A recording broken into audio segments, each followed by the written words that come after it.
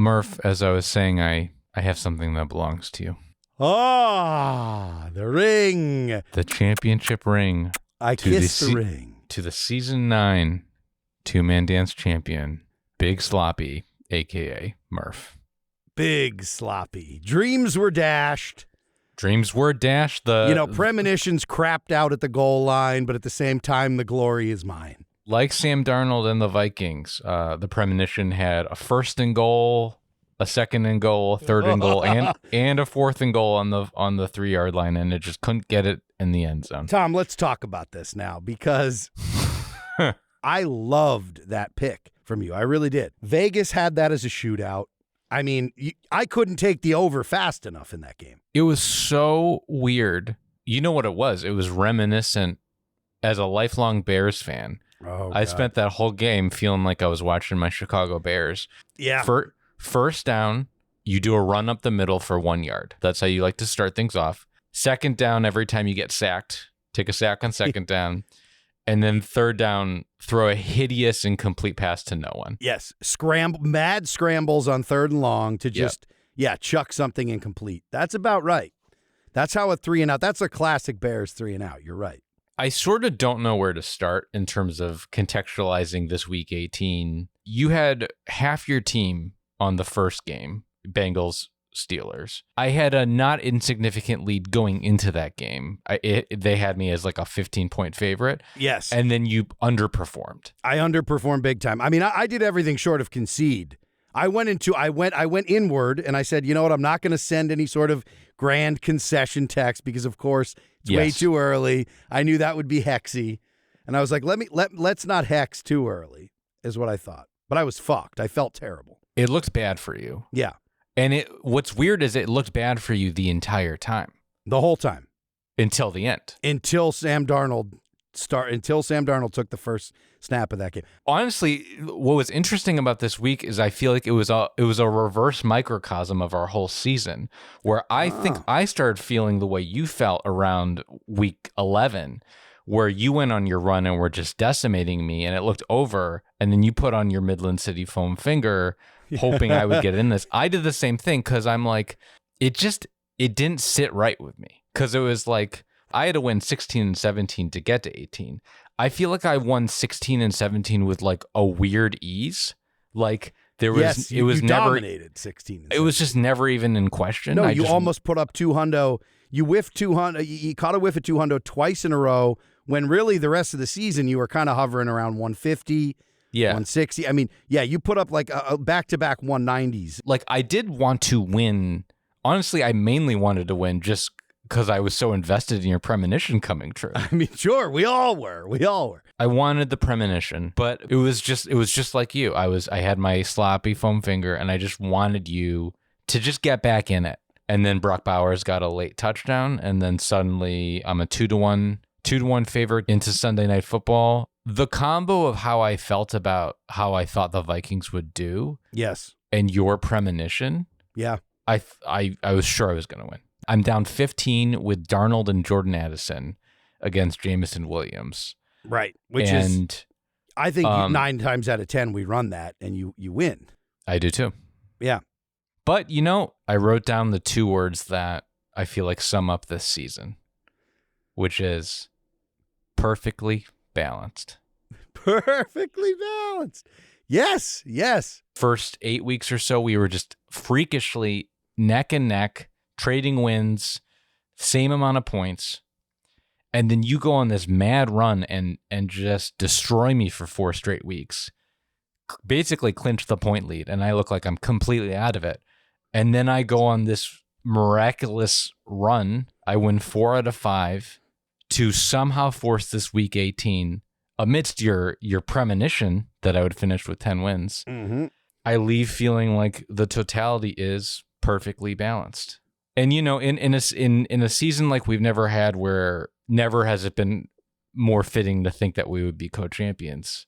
If there had to be a winner, I do feel you are the one.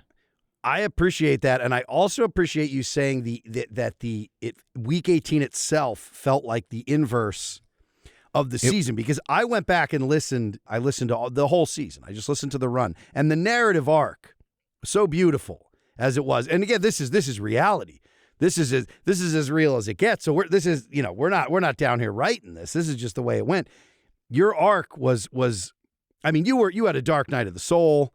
Oh, you had this was just your Save the Cat in the beginning of the season. There was something very humble and beautiful about you, saying, yes, I've tended to dominate this league, but also there was a mutual respect. There was a lot that you could get on board to root for Midland. But then at the same time, there was something about this arc, just listening to it, where it was perfect, because then you start to see the swell. You're basically like, I'm done. And then you feel it coming back. And it doesn't just come back, it comes back with a roar. It comes back with the double touch, to the point where you're just like, oh, okay, now I have to acknowledge this is a thing. We're just riding this. Neither one of us has control over it. And it did reach a point where now in week 18, it feels like it was the inverse of that. It kind of felt like the draft walking away. I think mainly really just the number one pick.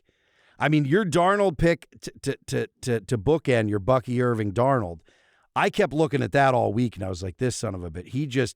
He won the coin flip hand of poker, and he just dominated this draft. The audible gasp in the draft, that was kind of a death gasp of sorts, because I was like, it was inspired. I heard Darnold, as soon as you said that, I was like, oh no, here we go. He's going to do it. Yeah. He had everything to prove.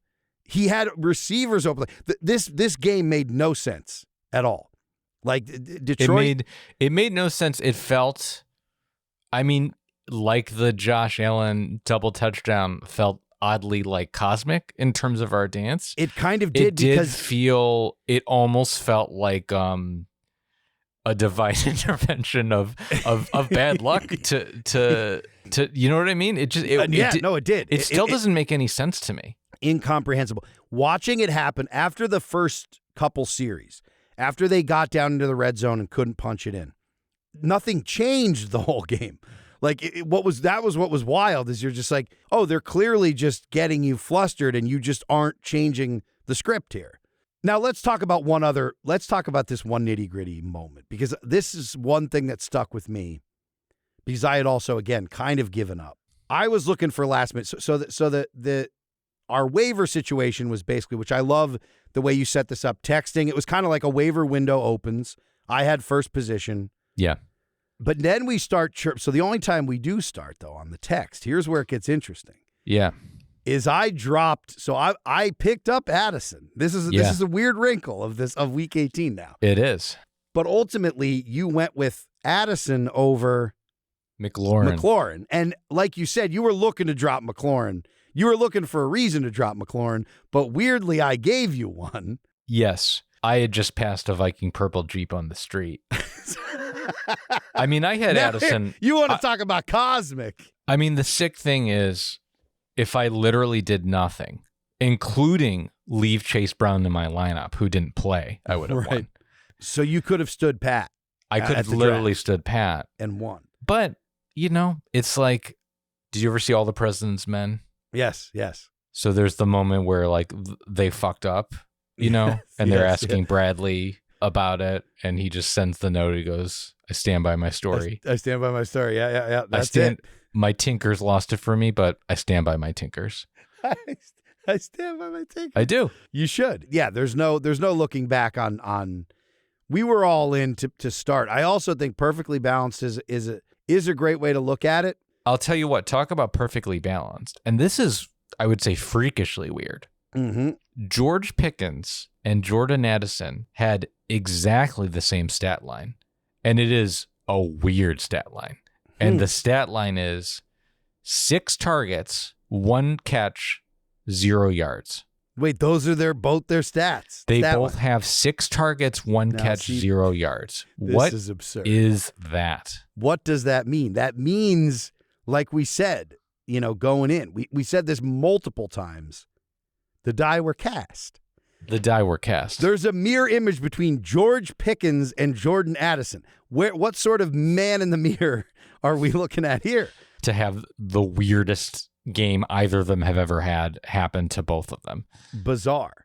Now, I thought of this is just a pitch for next year when we come back to week 18, which now I feel like we're on a week 18 collision course. Every season, there'll be that moment of how, as beautiful as this is, every year we'll now have that moment of silence we'll have to take for when we realize week 18 is not happening. Yes. We will just have to have that moment. I know. I feel like now next year is just going to, my sister texted me that, just like the curse of the amazing first season. I feel like next year is going to be over in like 5 weeks. Yes. The good news is we will get to go off the rails earlier and more often for the pod. So the pod will become far less about by week 10 next year, we will not be saying the words fantasy or talking about any of the scores or players. Right. We'll be off on some other tangent. Yeah, we'll just be like talking about SAG screeners. And yes, we will. Yeah, we'll be talking about SAG screeners by week 10 next year. You can count that. That's money in the bank. What I thought of for the next time, though, hopefully next season, but whenever, once a millennia, it's like a goddamn eclipse, is that when week 18 does happen next time, do we get to keep one player? I thought of this too. I had that. So I think we have to do that because we both had that exact thought. I think one seems fun. One's fun. I like it. Let's. It's canon now. Yeah, canon. One for fun. You know, a silver lining always to losing the 2-man dance is that first pick the next year. Ooh la la. And you know, in our, not to start the mind games already. No, but let's tease. Let's at least tease some mind in games. In our pre-draft conversation this year, you were going pretty hard in the paint trying to convince me to take the number 1 pick. Yes, and you were offering me trades. I couldn't give it away. And I predict this next year it might be the opposite, where you're trying real hard to get that number 1 pick. Okay, here come the tease. Bring on the teasers. Sure, Tom. But, you know, there's a lot of football. Listen, there's a whole postseason to play. Listen, I what's sad, too, is, like, I realize as an Eagles fan, you don't play Saquon. And I was one saying you should have. I was literally up until the game, but then I'm like, no. After watching that Week 18 debacle from every which way, I'm like, very few players looked good in Week 18. It's the right call to sit him. Roster-wise, I think the Eagles are the best team in the NFC. Yeah, vibes-wise, though, it's off. Saquon almost balances it with his humility this year. Like, I love what Saquon has brought to the table. Class act. Well, you know, speaking of class acts. Midland. I was just going to say speaking of class acts. I'm speaking of class acts first, my friend. Midland City, what a squad. What a team you put together. Scrappy. You've never had to be scrappy. You know, there were people chirping leading up to this pod, those people mainly being me, where I was like, can this guy scrap it out? Can he stand next to Dan Campbell at the urinal? And the answer is yes, because you were down in the depths. You were down in places that were only reserved for Big Sloppy in the past. those sort of that muck just down rolling around in it like a pig. That's my job. And now here you were down there, and I said, well, can he you know, from his golden palace, he can reign supreme. But can he climb up from the muck? And the answer is yes. Well, I'm very happy I was able to climb out of the muck, win 4 out of 5, and force the first ever magical Week 18 replacements. And Murf, you know, talk about an emotional arc, you know. Your first draft pick does not play a single game for you, immediately gets hurt. You fall in an 0-2 hole, and, you know, it looked a little grim after 2 weeks. You drop him, you emotionally shift your entire team, you rally, you go on a run, build a dominating point lead, looks like you're going to run away with it, and then you withstand my miraculous comeback that includes the double touchdown in the snow, the Flacco game. I climb all the way back, and then you energetically shift one more time, win the first ever Week 18 replacements game in a photo finish on the Sunday Night River. Great draft, great waiver pickups. You played confidently, courageously, and with honor. You are the rightful 2-man dance champion. Congratulations. Respect and love. Nothing but respect and love. Magical season. And yeah, I mean, I'll leave you with this. The next morning, Molly asked me, she's like, so what happened? And I'm like, Murf won. And then she's like, the premonition. So close. I was like, so close. But then she said something that hadn't occurred to me. Because, you had the dream. And then we made our way through the swampy marsh and through these tall Everglades almost. So these are swaying in front of back and forth in front of the scoreboard. So I couldn't totally make it out, but all I saw was Midland City, and I saw the record, and I saw 10 wins for Midland City. The fact that I couldn't see the rest of the scoreboard is a little unsettling in the dream. And then we had this revelation. Wait a minute. What it might have been blocking was week 18. Because you can't win 10 games now. There's something you maybe haven't considered. Oh, there is. no. There is. Week there is. 18. There is Dog. one way and only one way that your fuck. dream can come true. Oh, fuck. Because I have 7 wins. So if I'm going to finish with 10 wins, that means the only way that possibly happens of course. is that we get to week 18 and I win week 18. But actually, maybe what it was blocking was the season number. Oh. maybe that 10 wins for Midland City, maybe that wasn't season 9. Maybe that was season 10. I will see you next season. I'll see you next season, Murf.